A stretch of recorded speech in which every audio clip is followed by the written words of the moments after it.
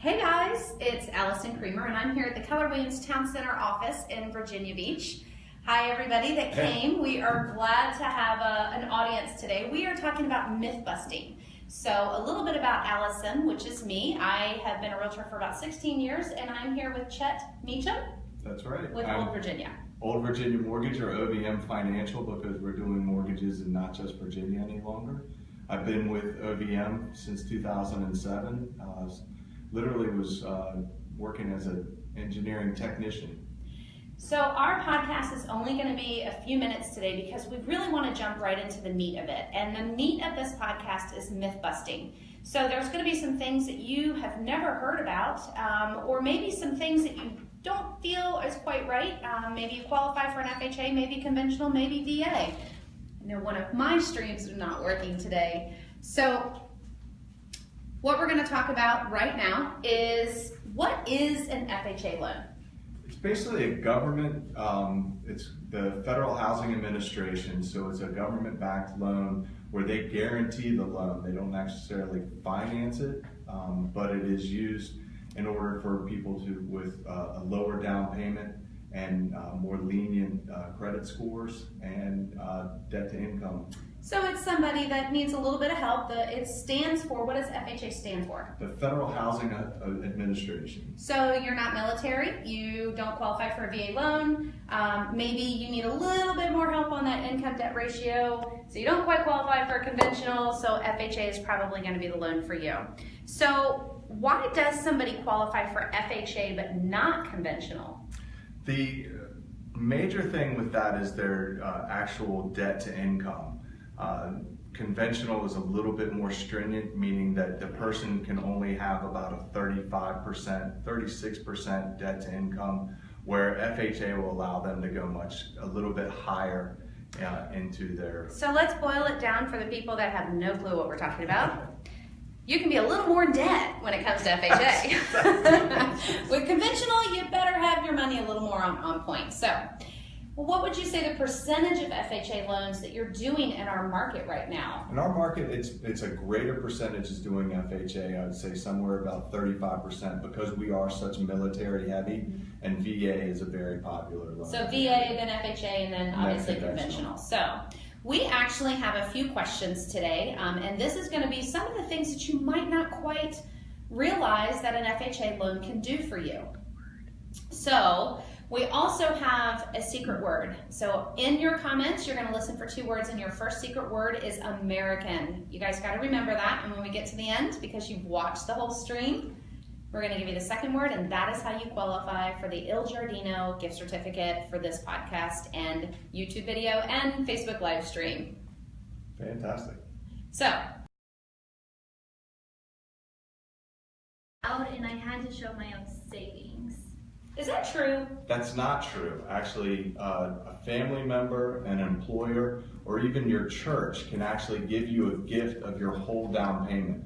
The thing about FHA that is different from conventional is that it requires a little bit less for a down payment, 3.5%, and that whole down payment can be gifted as from a relative or family, as long as it's not a loan, it's a pure gift. That's awesome. So I have had clients who have long-time employee commitments with people. It's almost like family. So maybe it's a wedding gift. Maybe it's, they've finished college and they're starting off on their, their new life. So it doesn't have to be your own money as long as it's a gift. That's correct. That's awesome.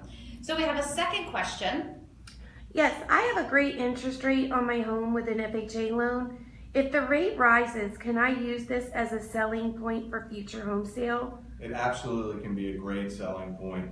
One of the things that VA does, and FHA, is that it's assumable, meaning that the person buying your house can take on that debt at that lower interest rate.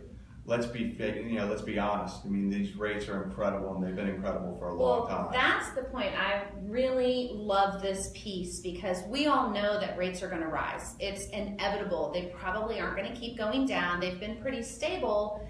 But when the rates rise, what's the highest interest rate that you can ever remember? I mean, I thought I heard like 18%. That was Jimmy Yes. Carter days. And unlike the adage of what goes up must come down, interest rates, what goes down must come up. Exactly. Because we cannot give away free money for the rest So of we've our life. seen some interest rates, FHA down. What do you think is the lowest that you might have ever seen? I Somebody saw gave a lot. 2.875. I mean, a couple of years ago. Could you imagine the value to other buyers purchasing that home when that time comes, if they could actually get a rate under 3% in say 5 years? Sure. It's unbelievable. They would be, of course it wouldn't be the full loan amount, and that gives your house that much more sellability, whereas the neighbor across the street's trying to sell a $200,000 house for a full $200,000, and you're carrying $150,000 at 3%. So if somebody could assume that FHA loan, basically their income debt ratio goes down, sales price could actually be higher. Absolutely, because So they can qualify for more money because their payment will be less on that little bit of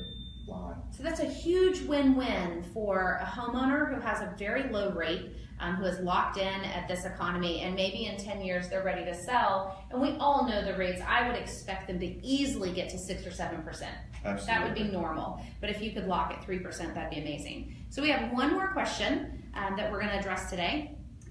I hear buying a home helps with taxes. What kind of breaks am I getting? Now, we're not tax accountants, so don't take this as tax advice. Want to put that out there. But according to the current standards right now and what we know, like for me, what my accountant can do. So if you have a tax advice, please ask the tax accountant. But Chet, go ahead and answer that to the best of your ability. Generally on an FHA loan, you can use the upfront mortgage premium, which is something that the government needs to finance or to insure the mortgage. You can use that over a period of time, 7 years, and broken down, you can write that off as a tax deduction, as well as the interest that you are paying annually on your home insurance, on your home mortgage. So this is what we want you guys to understand. Renting can be fine depending on the situation that you're in. Sure. If you're short term, you're here a year or two, it may not be a good idea to buy. I wouldn't want anybody to purchase a home that they couldn't sell later, couldn't rent out, and feel stressed. But if you're going to be in this area 3 to 5 years or more, purchasing a home is an added benefit when it comes to taxes, write-offs, resaleability, all of those wonderful things that you enjoy with a dream. Second key word. If you guys remember the first word, second key word is dream. So that's the dream of most people here in America. They want to be a homeowner. They want to own something, and the FHA program is there for those people. Home ownership is the foundation of building wealth. Without real estate, most of the moguls in this country and throughout history have started with real estate to build their wealth. Yeah, If you're not paying somebody else's mortgage, you're paying yourself back to live. And you're getting a tax break for it. Absolutely. So, well, Chet, I thank you for coming in. I pleasure. think 3 great topics. You can gift your down payment.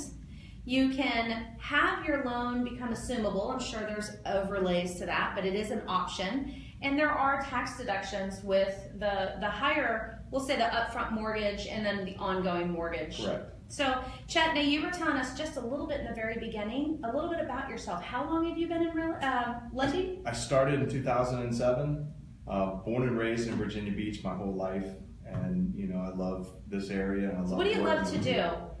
I have a 17-year-old son that he and I love to go surfing together. Oh, surfer. So, yep. Not me. Spent several years on the beach, so swimming is a part of my, I guess, natural makeup.